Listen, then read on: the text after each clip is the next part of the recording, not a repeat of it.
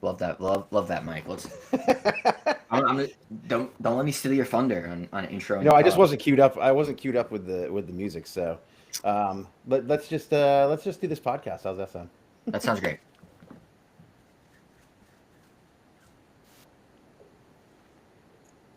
Oh no, Mike. Now you're just not. Now your music is Mike. We're just doing a podcast. No, I I'm know. going to I'm going to say welcome to. Oh, there he is. There he is. Let's returns it! Oh! It's Owen O'Malley! Oh my goodness! O'Malley's done it! 3-1! The big switch. Gray can't keep it in. It goes out, and that is it. In 2025, Vermont is the king of soccer. And the Vermont Green win their first ever USL2 title.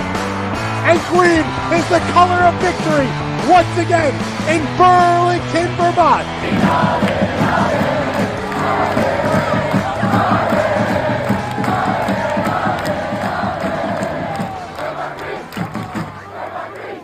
Hey, it's United Green Podcast. It's Mike again, back with you tonight. It's Wednesday night. We usually record on Thursdays, but we have a very special guest tonight. His time is very, very precious, and we just want to get a recording out this week, off the heels of last week's podcast, which was pretty popular. So I think we're going to top that this week with this guest, or at least let's hope. Let's hope. Tonight we have Sam with us. Sammy, how you doing, buddy? I'm doing good, doing good. Glad that we got over your technical problems to start, but really excited to talk with our guest here. Obviously, very touching issues when it comes to the USL, and there's not a better man to talk about it with than our guest. Yeah, so let's get right into it. We'll introduce him. He is former Vermont Green legend, first season Vermont Green legend. I know he's going to play that off, but probably one of the coolest mustaches I've ever seen. He really started the mustache revolution in Vermont. We give it to Coach Rob Dow, but and now he is the executive director of the USLPA. Connor Tobin, how you doing? Hey, thanks for setting me up for failure to live up to those sort of expectations. I tend to do that with our guests here. Um, so generally, when we have a new guest on, we start off. We just get a little bit of like a soccer origin story, and kind of what brought you into soccer, and got you to Vermont, and then where you are today. Oh man, don't think that I have some spectacular origin story. I just played multiple sports as a kid growing up, moving around.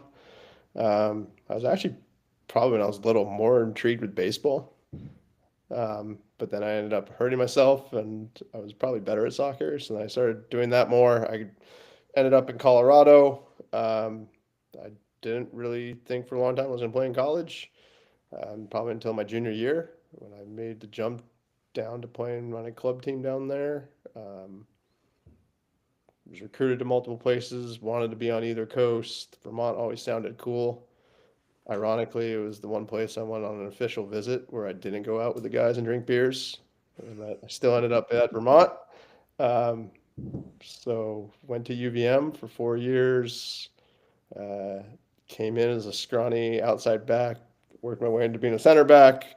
Had enough piss and vinegar where I saw guys around the country going pro.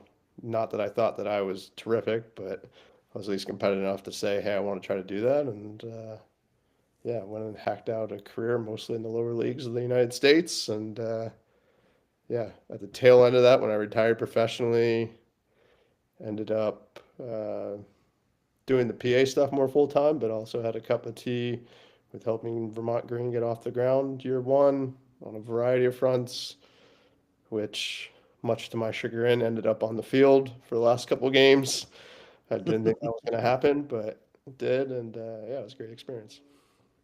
And Connor, I will say there's an iconic picture again, not to set you up for expectation you can't reach. But I remember our photographer, John Alexander Dolan, got it of you. I forget what game it was, but I think you were, arms high in the air, and it's an iconic picture from Vermont Green and what I remember from our photographer. So I mean, I'd love to just kind of get your thoughts on, how do you look back on your time with the Green, and have you kept up with the club, as you've been more focused, with the PA stuff?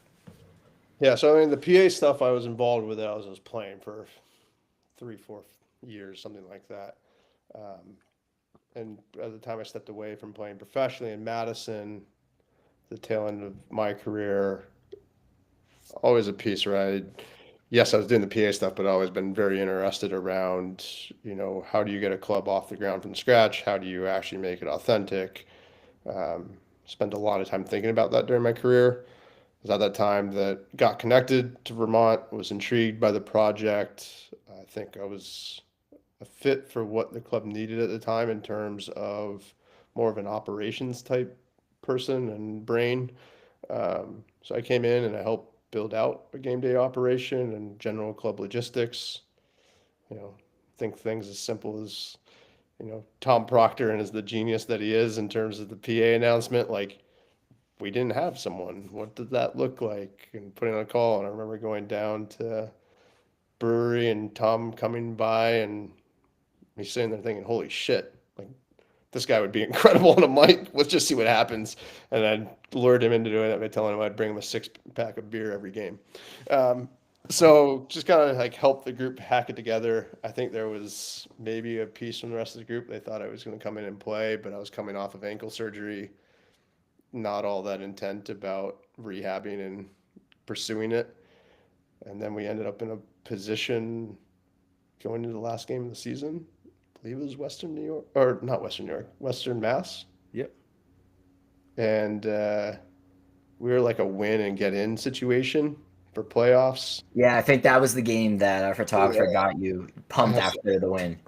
I remember got the call from the coach, and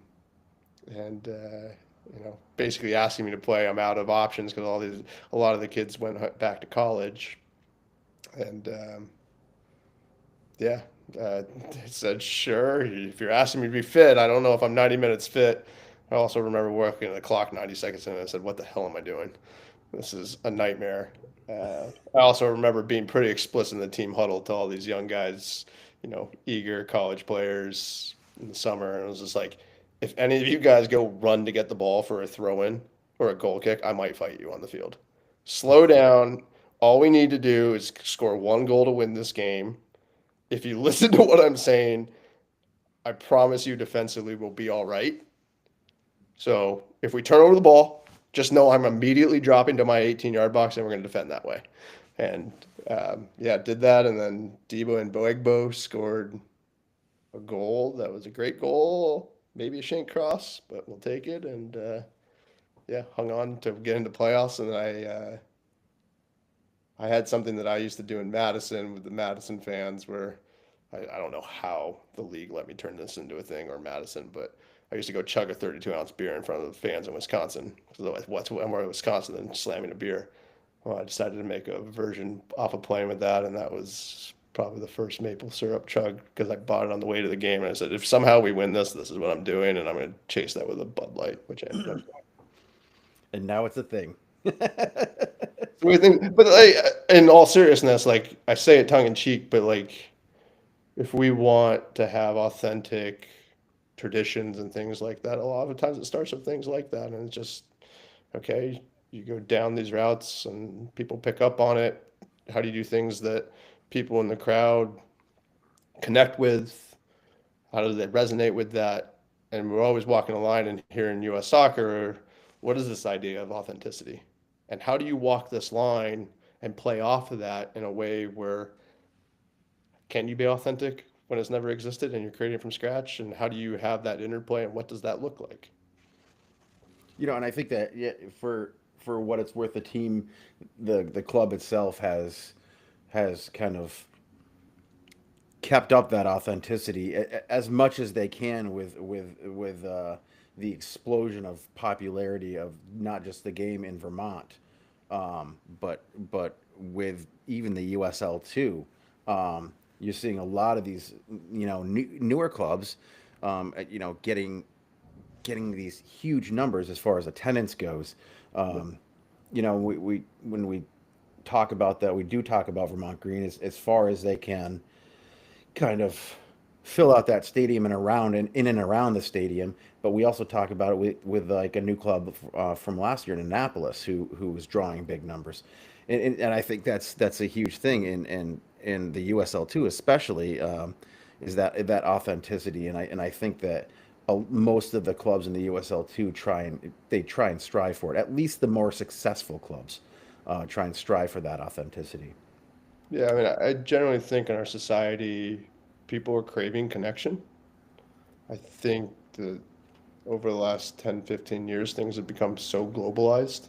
And this is a very generic statement that people have lost that sense of connection.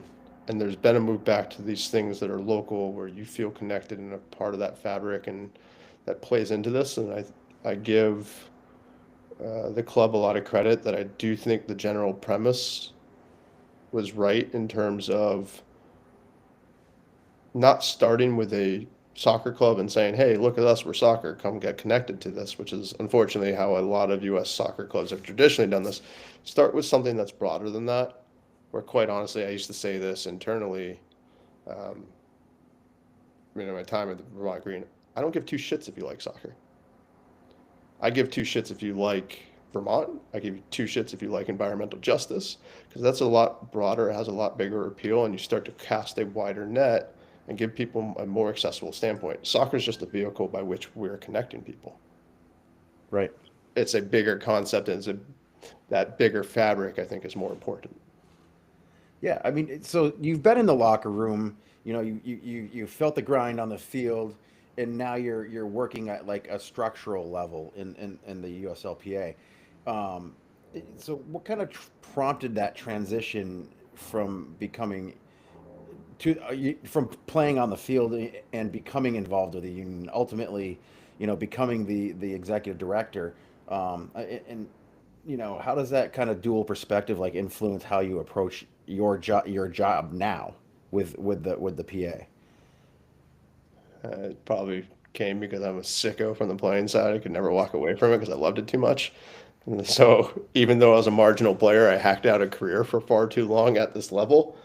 And because of that, I had a bunch of experiences where you were looking at this and, hey, how does this all work? And then what is the on the ground experience of players? And, why is this not moving forward? Why are we having some of the experiences that are super marginal? How do you change any of this? And it meant that when there was a bunch of instability and things happening in NASL, USL, USFD2, there's a whole history here of instability. But when NASL kind of fell away after the 2017 season, there was a group of us older players realizing that a lot of these experiences that we were having as players, there's no voice, quote unquote, at the table advocating for stability. Now, none of us knew what the hell we were doing, but we knew that every major sports league has a union, and that's the player voice. Well, we should have that. Well, how do you do that? What does any of that look like? None of us had a clue, but I was part of the older group of players that were dead set around the intention of, well, if I have a kid and he happens to play in this league, what is that experience going to be? And how do you lead the sport better than what you found it? And it's at that point we just started doing. There's not really a roadmap. I would say I ended up central in that. We got voluntary recognition at the end of 2018, which led us into collective bargaining. At the time when we were organized, it was only USL Championship. It was during that process they announced League One, so we organized that group, which became an umbrella group. But it took us 3 years of bargaining to get to a first ever contract. Well, I sat at the bargaining table for all of that and kind of hit some of these checkpoints, and it's like, oh crap, we actually got to that piece. Now we need a functional organization. We need to build this out. We need to scale this. And I was at the right point in my career, right motivation that said, well, I've been doing this. Why don't I not just kind of continue on this full time? So, never really had a quote unquote transition where I went from, let me put on this hat to this hat. It was kind of like I was wearing both, and I just started to put more and more energy into this side, and then the titles and all that sort of stuff. I think anyone around Vermont Green will speak to this. I've never really been a big titles or any of this stuff. That's the whole stick around General Mountain Man when I was at the club. was like, I'm already doing this, so we'll just keep doing it.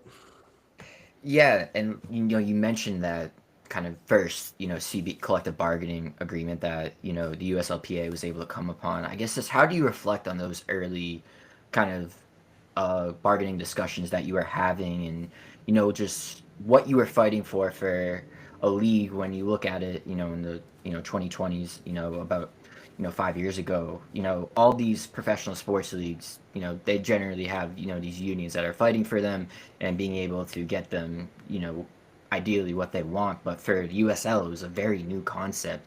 Just what was it like, kind of fighting for players' rights in those early days where, like you mentioned, it was all kind of new and you were kind of trying to figure out how to do it best, as you went on. Complicated, a lot of learning, even just learning the ins and outs of labor law. Um, I think the other thing that there was a lot of learning, and still is very hard to articulate to people who don't spend a lot of time with it, is how unique the USL's business structure is. Um, I think we use a lot of the same terminology you might use in the NBA, NFL, and we talk about franchises, but franchises in our business is something different than maybe NBA. It's something different than NFL. In our context in USL, the league itself is a privately held entity. They act as a national franchisor. When they sell franchises, they're literally selling to an individual territorial rights where you can operate a business under this. Um, Now, those individual businesses are direct employers of the players, um, and a lot of the stuff is decentralized, and there's a lot of benefit to that. However, there's also some negatives where if we decentralize all these decisions about how you want to run your club to 36, 40, or whatever the number is of operators and club owners, business owners, there can also be a lack of standardization. And what you'd seen historically in the lower leagues is Club A, great, super professional, everything that you'd expect. You go down the road, Club B, maybe less so. Club C, like, yeah, we're not even at the standard of Vermont Green. And so, very early on, from a player perspective, this has always been about defining the minimum standard in terms of player experience, no matter what club you're at. There should be some standard as a pro at this level in this country, whether that's the third division or second division, that doesn't matter the club, is going to have at least this professional standard. And I would argue that actually has a knock-on effect in terms of the quality of product that's put on field, the level of play, any of these sorts of things. It's good for the business, i.e., of defining that. So that first ever CBA that we got to, it was a 3-year process because it's really a 3-party negotiation, league, clubs, players, and then also we're not dealing with an analogous businesses. While a lot of these concepts might be similar, we have to craft solutions for USL and its business and its economics. That is very complicated.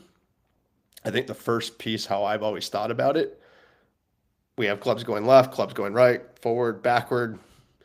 How do we just get everyone face the same direction? That's what the first CBA was. So a lot of the standards that are in the collective bargaining agreement that's expiring were like, what is the most basic line in the sand that we can draw and say, hey, this is professional, and now this successor agreement is really, okay, how do we actually take steps in terms of the player experience beyond just like we're faced the same direction? How do we actually start to elevate this to actually what most people would consider to be professional? Yeah, I mean, yeah. So moving on, now you have you have your first CBA. How do those those issues that you start to deal with through the union and through the new process? How do the clubs themselves and the league respond to that? Because I know myself, and Sam knows this of me, is that I am vice president for technical professionals at the hospital here in Burlington. Yeah. When we joined, we already had this. We already had a union structure. When my group joined, I'm an X-ray tech, so we were all of the imaging techs joined in kind of an existing contract, a side letter. So when we joined, we already had that construct, and the hospital already knew, the business already knew how to deal kind of with union issues, whether it be member issues or a collective issue from the union itself. But because this is new for you guys, how does the at that point or up until this point, how has the league or the franchisers, the teams in general, reacted to the fact that the union is there? We have to kind of abide by our contract that we, negotiated together. Yeah, I would say there's not one uniform response to that, and that looks a lot of different ways. I think before even just reaction, great, you define these things, let's say even a grievance process. Hey, a player has a contractual issue, certainly a big step forward getting to a collective bargaining agreement to actually be able to speak into players about a more equitable process to resolve those disputes that's not just weighted against the player and makes it practically impossible to take on anything. Okay, what does a letter of notice look like? How do you actually define what that is? What form should that take? There was a lot in terms of my role for the organization over the last 3, 4, 5 years is okay, figuring out what the heck that looks like and just doing it and creating buy-in, not just from the player end, from the employer end, and then it being the clubs, and then how do you get a buy-in from the league? So there's been a constant struggle is the wrong word, but effort putting into how do you define any of these processes and then getting buy-in. And that is still something where there's a number of issues where I would say we're not very efficient about upholding some of the standards that are in the contract. That is part of what's being talked about here. And how do we get to something that actually functions smoother and actually ensures that the things that have been negotiated within the collective bargaining are upheld and respected. And I think kind of too, Connor, kind of like you mentioned, there's been a lot of instability when it comes to soccer in the United States. You think of the early days of MLS and, whether it's the early 2000s or what have you, and, the other leagues as well, there was lots of concerns about stability. But, as the USLPA has kind of talked about, we're at this point where, the USL Championship is quite stable. I think of, up here in New England, Rhode Island FC opening up a great stadium and being able to pack stands there. You have Hartford Athletic, going on to win a Jägermeister Cup. I guess, when was your maybe sense of, we have to continue kind of this fight and make sure that now, obviously, we're just fighting for there to be kind of a standard and a bare minimum, that now we're in a place where we see the growth of, USL. We have to make sure that, our players are being represented in that growth and, their rights are also being represented there. Yeah, two things I would say. I think you hit on a major theme for me, probably the defining feature for U.S. soccer, and not even from an MLS standpoint, but I'm talking go back to the 1920s, go back to the ASL. It's always been instability and like leagues cannibalizing each other. How do we actually set a foundation and build the infrastructure of the sport without it collapsing and starting again?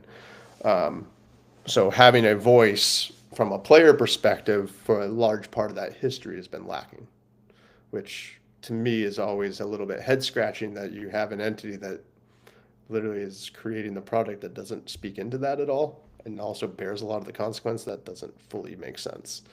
I think as you get towards more, hey, where do we stand with our current collective bargaining agreement? And I'd say from a PA perspective, we're very concerned about balance.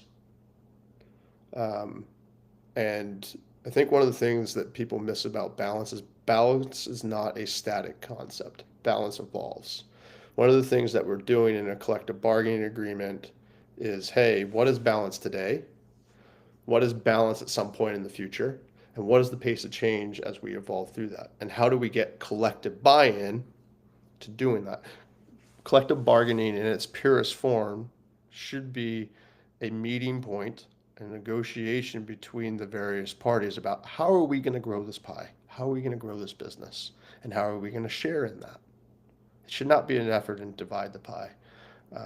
One of the things I always think about in USL is I agree with the premise that, hey, this is maybe further along than other iterations of lower division soccer. If we think of where we were in 2011 to today, where we went from point A to club 100%.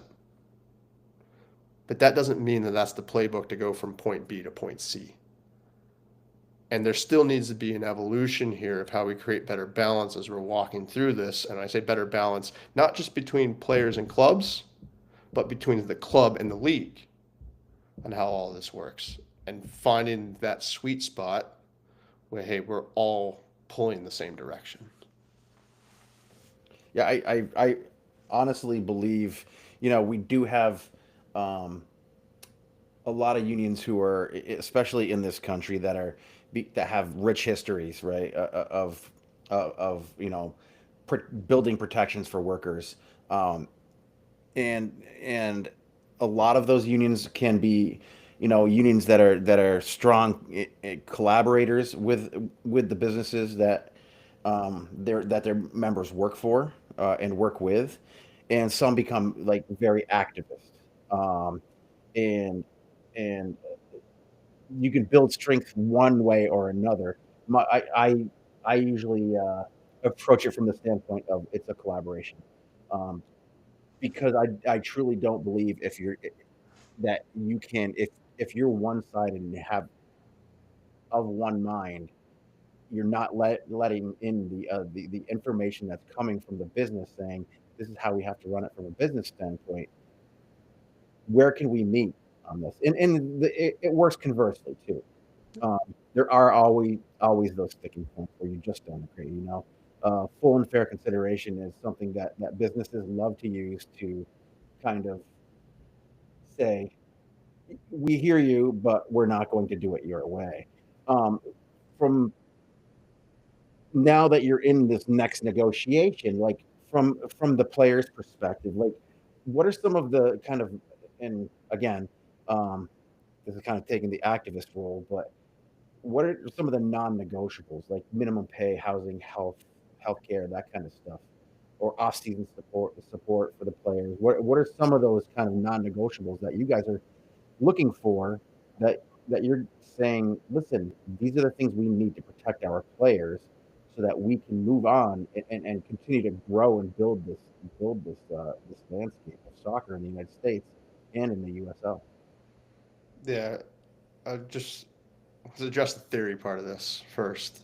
I am fully with you that, hey, and not just in a labor management relationship, but politically or these sorts of things, the way to get everyone kind of going the same direction is usually everyone end up with, name the number, 75, 80, 85% of what they want, but it's not 100% of what you want. Because that's usually, hey, how do we create overlap in the Venn diagram? If we can live in that sweet spot, everyone's feeling better about things, but you may not be 100% happy. I believe that's how we should approach a lot of things in this country. I think you walk into this interesting place where if you're walking in as a willing participant in that conversation and willing to come off the edges, but you're not met with reciprocal intentions or respect, what are you meant to do? Well, I think that for me, that's where the activist side of this comes in. I'm here to meet you in the middle. I'm here to let's have conversations. They're inevitably going to be difficult conversations. Well, usually those difficult conversations can be where we can get creative. But if you don't have a willing partner in that, then, well, I'm also very resolute. We're not going to be taken advantage of. So I think getting to like the more logistical piece around, championship players and the bargaining that we're currently involved in is that from our perspective, there's certain pieces in terms of employment conditions, specifically compensation, year-round compensation, in terms of employer-provided healthcare options, and generate more amorphous professional standards. So think things like what is per diem when you travel, like how are we paying for meals, like how many appearances can you force me to go do during the course of a season and do all this other work? Like, what does that actually look like? What are the guardrails around that? Do I get reimbursed for mileage when I go to these? Like, very basic things that we think that there is absolutely, just on a human level, some standards that need to be met. People need to be able to put food on their table. This needs to be viable enough where you're not leaving this to go take a job driving Uber or whatever it is. Like, we've got to make this sustainable enough from a player perspective. If on the other side of this business, we're going to go, you know, pick X, Y, or Z story, there's enough of them that come out every week about expansion or pro rel or stadiums. Those two things have to work in unison. Yeah, and I think also too, you touched on kind of the activism aspect, and I mean, I'd love to kind of get a sense of, obviously when you're at the bargaining table, kind of get the sense that, you're trying to have, a good discussion and trying to, represent, players' rights, but also to try, see, from the other side and the other point of view. I guess maybe when was the sense that you had to do some of these activism efforts? Obviously, we saw the social media campaigns, we saw the T-shirts, in the championship game. I guess when was the sense of we have to maybe take this a little more outwards, and then also too, just what was your reaction to kind of the fan support? Because obviously, I definitely think, the T-shirts, a lot of fans were kind of excited to see that, and, fans were willing to participate in the social media campaign. What was it just like to see, those outsiders, the fans, be supportive of the efforts that you're making with the USLPA? Yeah, I think one of the things that's really important in any of these things is context. We started negotiations in August of 24. We're over 32 sessions into bargaining back and forth on these topics. Um, Obviously, our deal expires December 31st. There is concern from our end about meeting that deadline. Um, we're also concerned about the distance that remains between the parties, and at some level, that gets into as a group of players, do you feel respected in how this conversation's unfolded? Um, Sometimes, if you feel like certain pieces are lacking, then you know beyond just using your voice at the bargaining table, there's other ways to go and do that. And I think obviously with the championship game, you saw that um, from our players to kind of say, hey, like we feel the need to use our voice in another way to create awareness. I give them a tremendous amount of credit in terms of realizing their agency in this and getting to that point of willingness to do this. Like I think the players off of Tulsa and Pittsburgh deserve a lot of credit. You work a whole season and sometimes a whole career to try to get to a championship piece, and to use your platform in that moment to make a message on behalf of all players, a tremendous amount of respect to all of those guys that made that choice. Now, and all the stuff that played out after it, I can't speak to all the decisions that were made. What I can say is it's disappointing to have decisions get made about taking away a moment that is so seminal, that it's so central to any sports league that it considers itself professional. Um, to have that taken away because there's concerns about players using their voice, I'm waiting for someone to describe how that makes sense to me. And I certainly share in the sentiment that's been shared to me by a number of players that were on Pittsburgh. Once you kind of get down off of the euphoria of lifting the trophy, of saying, "Man, I'm very disappointed in how that went down." And I think there is a piece where, from a player end, people can disagree about using the platform or certain things, but um, certainly a desire for the league to show more respect towards its players. Yeah, kind of building on that. I mean, do you feel that there's been some sort of maybe misunderstanding or miscommunication from like the clubs or the league itself about what players are asking for? Um, do you feel like it's more of like they're using the excuse of the obstacles being financial or structural? And like then at the same time, how do you balance advocating for those higher standards when they're saying, we don't have the money, we have to operate on a tighter budget? How do you kind of balance advocating for those standards when they're constantly telling you we don't have the money to do this? Yeah, I think it's something that we've wrestled with from the jump from a USLPA end, and I think that again, in the spirit of cooperation and trying to grow this, we've always come to the middle. I think I will always link this back to the piece that I said at the start in terms of what is the business structure of it? USL, not some other sports league, but USL. If we have a privately held league, okay, that's one entity. We have clubs that are a different entity, players that are a different entity. So when you say, hey, we don't have the money, or hey, this doesn't work with our finances, I think we have to have more clarity about which entity we're talking about, and is there balance between all three entities? Yeah, definitely, definitely. And I guess, like you've mentioned, you had many bargaining discussions, and we are now to the point, it's closing in on the new year. I guess just what are kind of the options that the USLPA is kind of, willing to take, the paths they're willing to go, kind of as we near kind of this quote unquote deadline, as the end of the year. Just how are you approaching reaching kind of a milestone date, if you will? Yeah, I think we have every intent from players that we want to get to a deal. We recognize how pivotal a moment this is for the league, for the sport in this country, going into a World Cup year with some of these bigger ambitions on the horizon. This is important. Um, I will say the feedback that we've consistently gotten from the player pool that, hey, there needs to be meaningful changes in terms of what this looks like in terms of balance vis-a-vis players. And players are intent on getting to a deal that they feel is balanced. And that is not something that's a secret. That's something that we've said consistently at bargaining over the last 15 months, and we're going to continue to say. So, to answer the question of, hey, what does the future hold? I don't know. And I say that because we're in any of these things, depending on other entities and how willing are they to meet in any of this stuff. And there's a lot of things to be determined. We'll figure out those things as we go. But what I can speak to is the conversations we've had with players, the conversations that we've had organizationally.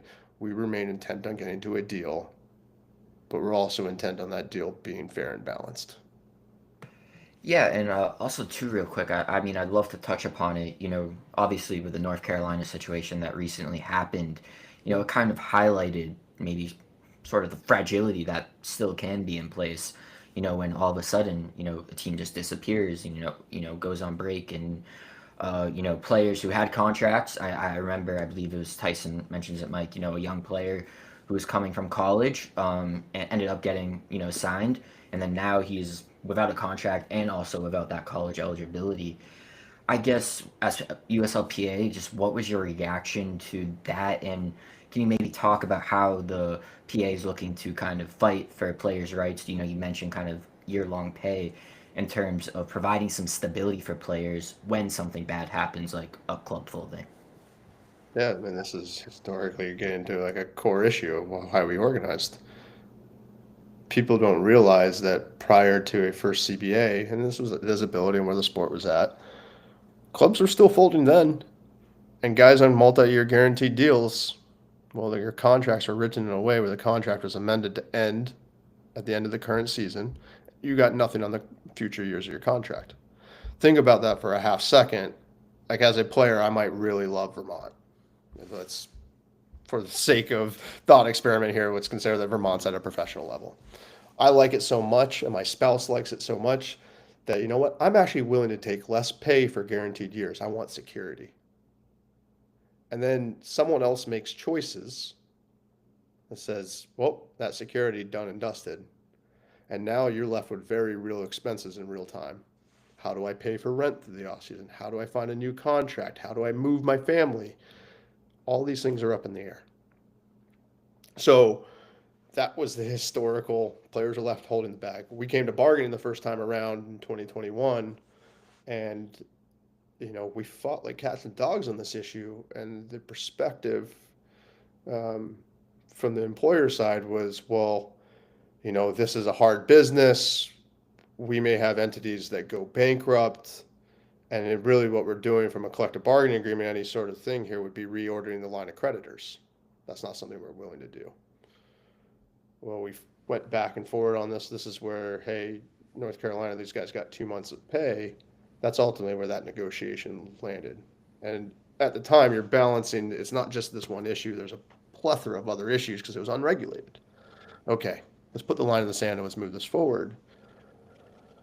Okay, we're still in this position. And I would say over my tenure of being in this place, I've lost track of how many times this decision has been made. I've yet to see a Chapter 11 or Chapter 7 filing. This has always been an individual choice.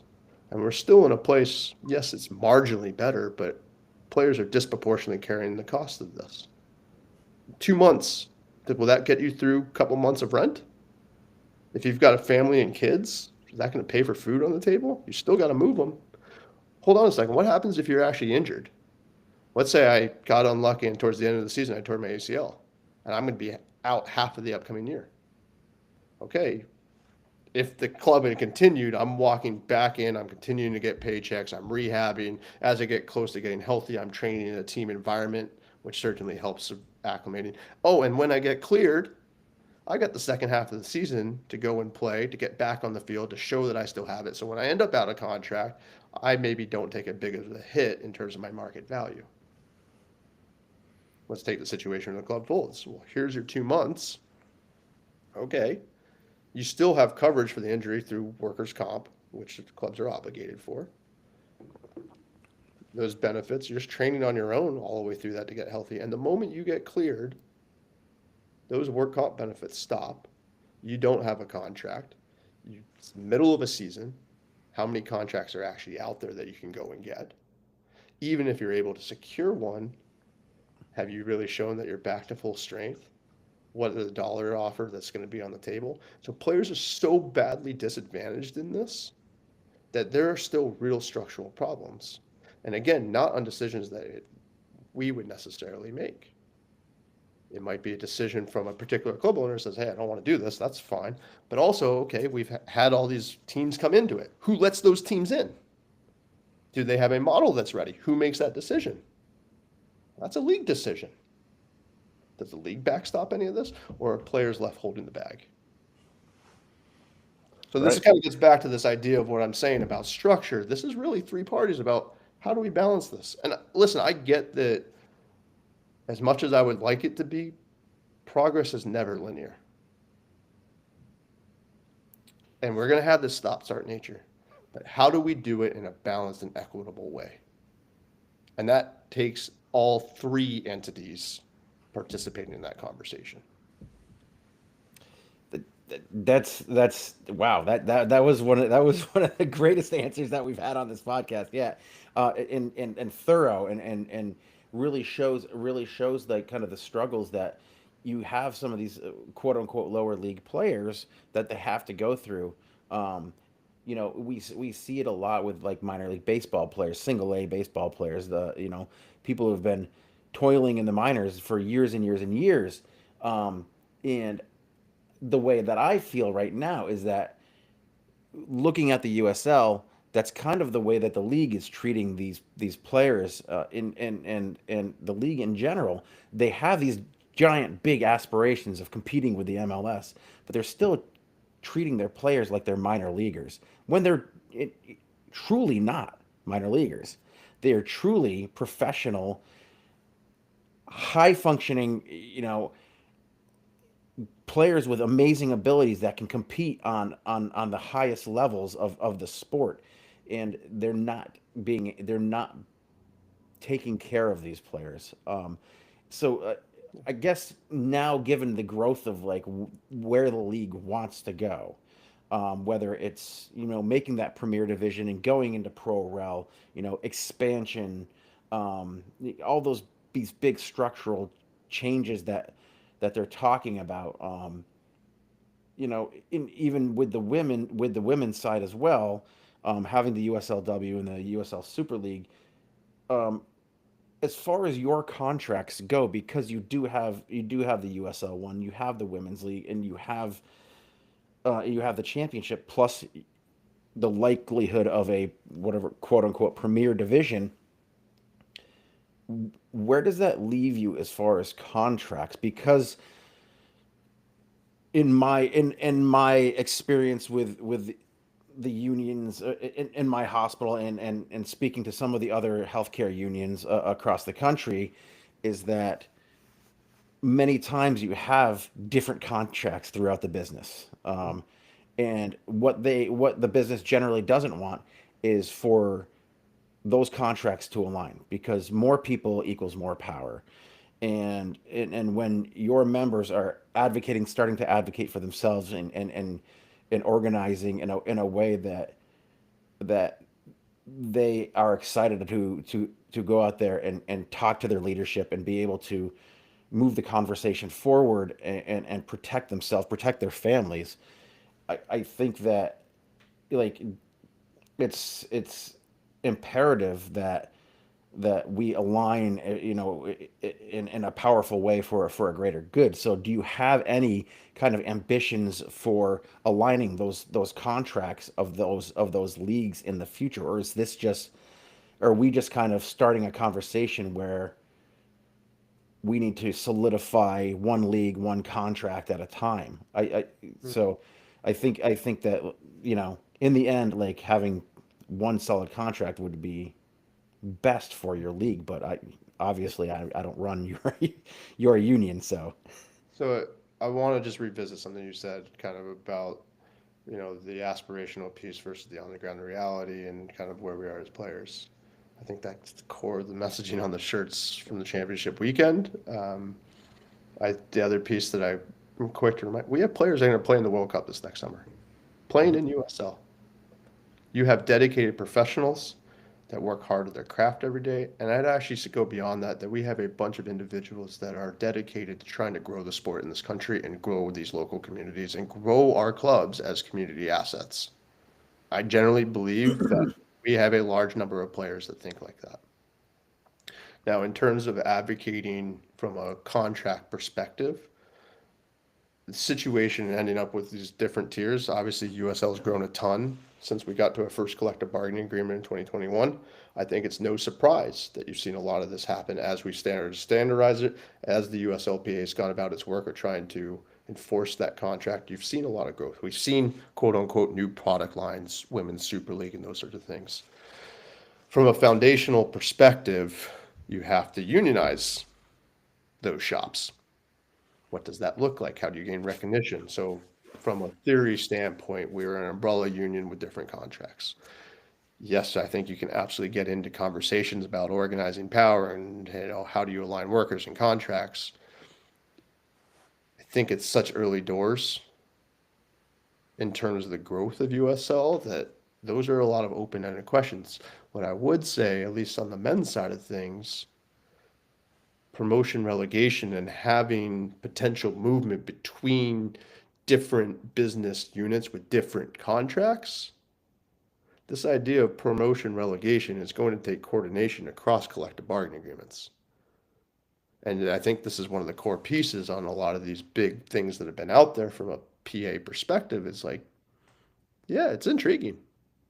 Yeah, there's probably a lot of validity about this. How that actually mechanically comes together, we've wanted to understand. We wanted to at least understand from the employer what the plan is, especially in a place where we're being asked to bargain a new contract. Well, a lack of details around that makes that extremely challenging. So to even get to the point of tackling some of the more esoteric questions that you're asking, very, very difficult. Definitely, and I think it's a key point that you mentioned.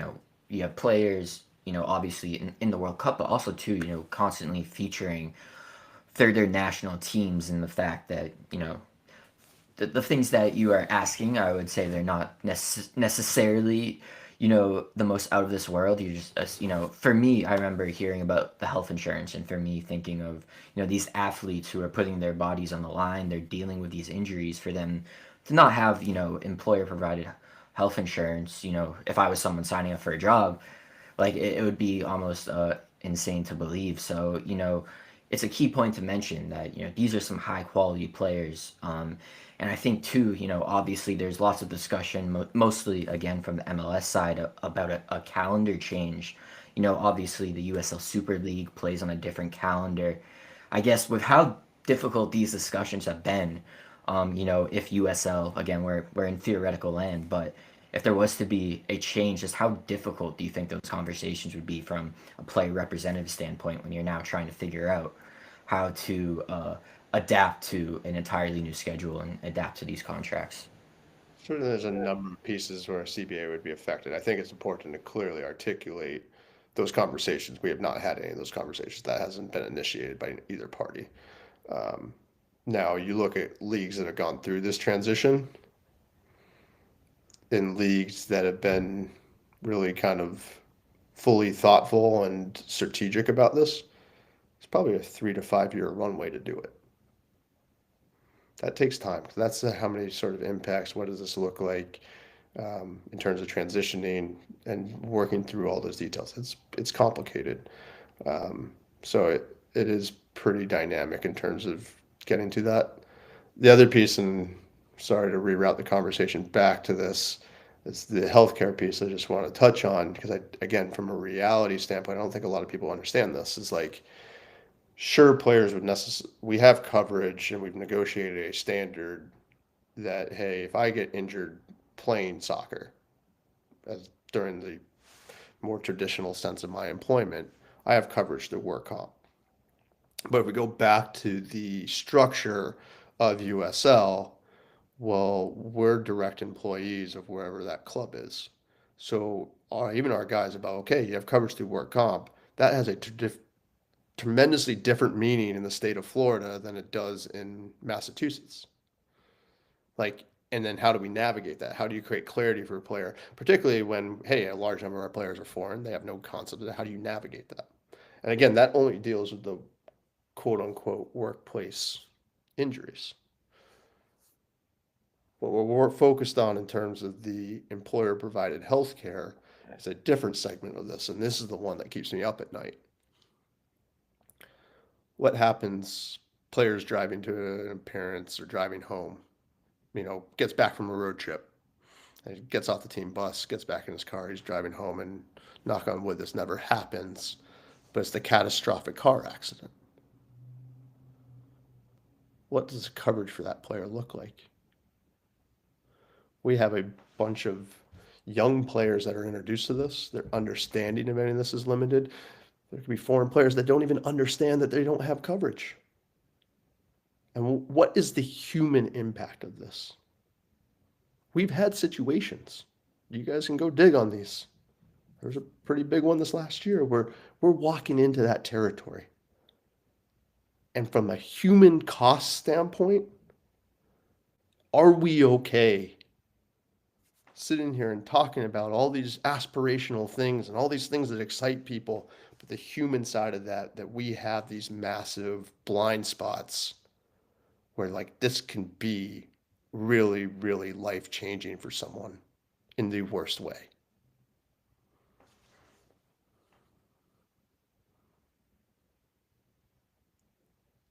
Oh, Mike losing his audio. Wow. I just didn't hit the mute button again.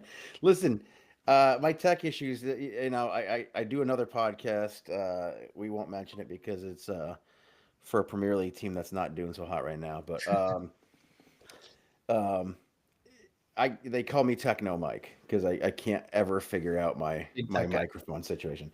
But this is an incredibly important conversation to have, and I think right now, like in the United States and in general, but in the world, obviously in the wider world, in the grander scheme of things, healthcare is a big issue. But in the United States in general, because we have a pay-to-play system here in the United States, we're getting to a point where only the most fortunate are able to have healthcare that provides health and safety and stability for them and their families. In your experience, and this is kind of going to play into your answer. It really is going to play into a listener question that we're getting. I'm going to put that right up there. But does the U.S. Soccer Federation have any part to play in this conversation? Not just like with the collective bargaining conversation, but in the grander scheme of things as far as like healthcare for these players, because I think that is like can be the benchmark for how things play out in future negotiations for you guys. Yeah, it's a great question. You know, from where I sit, and I want to be fully transparent. Like this is my perception. I may not have the full purview of everything. I don't sit in other people's shoes, but from where I sit, absolutely. U.S. soccer sits across all aspects of the sport in this country. In terms of the pro game, they sanction the various pro leagues. They set PLS standards, pro league standards, um, and they're the ones that make decisions around that. In my personal opinion, does that mean that U.S. soccer should take a more active interest in terms of some of the things out there around player experience? It's my belief that they should. Um, I think that would be really important to living up to this idea of, we're here to be guardians of the sport and the people that partake in it. Yeah, and Connor, I'd love to kind of allow you to as well, just in terms of, obviously, negotiations have been going on for so long. There has been kind of this outward support, from fans of the game. As we kind of come up on an hour, just how could, the soccer fan, the USL soccer fan, who's looking to maybe support the USLPA or support its efforts, is there any sort of way they can either show their support or maybe get involved? Yeah, I think it's a great question, and I'll take it from the aspect of a U.S. soccer fan. And maybe this is self-serving, so take it with a grain of salt. I think there's been a lot of conversations about the 26 World Cup, and I get that a lot of people are excited. I also know that some people are starting to have the conversation of how does this transform U.S. soccer. We're at this kind of inflection point. I actually believe one of the most important stories happening right now in U.S. soccer is this bargaining that we're engaged in right now. Because what we're talking about is what are the standards for closer to what the base of the professional game is here? How are we going to elevate that? Okay, in terms of a player experience, how are we going to make this more viable so that good players are not choosing to leave the game, not because, hey, they no longer have a hunger for it, or hey, physically they can't do it. We have players that have been leaving this sport for multiple decades because it's not viable. And if we constantly have this attrition of good players, we are bringing down the level by holding a better standard. We're going to put a better product on the field, not just in terms of this league, but it moves the whole pyramid forward. And the other piece that I think is really important here is look at the evolution of MLS. It's exciting for what that league's becoming and how they've gone about things, and certainly bringing in more and more foreign players in the league is exciting. Are you seeing as many domestic guys get opportunities? Where are they getting minutes? What league are they playing in? We need to care about this in terms of the sport from an American point of view of whether we're moving this forward. I think because of that, like what is going on now, if fans want to like help move this forward, one of the core issues that we've had is it's an issue of visibility, right? Like, and this is natural. Everyone is attracted to the top level of everything. It's easy to get excited about it. It's harder as you go down it, where it's, hey, how do I access it? How do I talk about this? So I really do believe at a core level what we're talking about is awareness and education of what is going on. What does this look like? Why does this matter? And I think if the general soccer fan here in this country, at least from a U.S. perspective, because there's always been this hunger from an American point of view, like, hey, like we want our national team, moving forward and competing for World Cups and doing all this stuff, and why aren't we there and all these sorts of things. I think we have to take a broader view. And even though that this feels like there's distance from, there's a direct link to all of this stuff. And creating that awareness, educating on why it's all connected, I do believe is kind of the first step in, hey, moving this again in terms of an upward trajectory in this country. Guys, this has been such an amazing conversation. I think we could probably go on for another hour or so. But I know that time is short, and everybody has bedtimes coming up and family time coming up. So I just want to thank you guys for being here. As always, Sam, I love and respect you. And no matter what Tyson says, you are a true journalist, a real journalist. Nah. Love Tyson, love Tyson. Missed them tonight, but Yeah. nah. Pleasure is all mine, and really appreciate Connor taking the time. A great conversation, and hopefully, the listeners kind of now understand, what the USLPA is fighting for, and hopefully can go out and show their support. Yeah, Connor, if you could just shout out, kind of where you can be found, and what your next steps are in this journey, because I'm sure that folks want to hear, or want to be able to find, and track what's going on with this negotiation, because it is super important to the sport that we have adopted here in Vermont, especially in the sport that we love. So, USL players, primarily Instagram, I think is probably the biggest platform for us right now. So that's a great place to get information.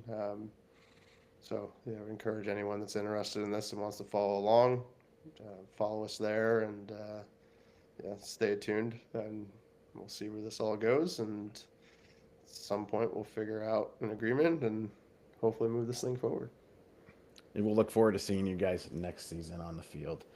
And until next time, I do want to say we are the United in Green podcast. We're supported by the Blazing Musket. Blazing Musket is a soccer website, New England soccer website, and they cover everybody from little old Vermont Green, the biggest club in the world, all the way up through the MLS, the New England Revolution, and all of the in-betweens, Rhode Island FC, Portland Hearts of Pine, and we might get some Boston Bolts action in there too. You never know.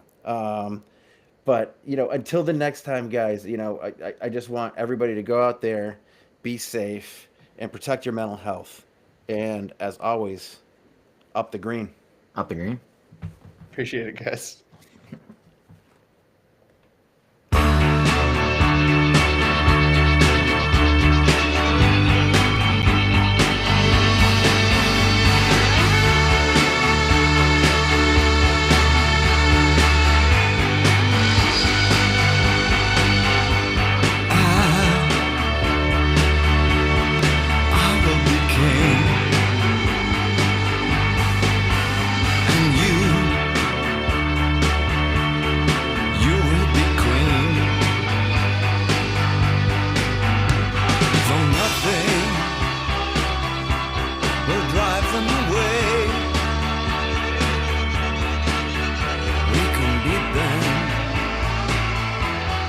Just for one.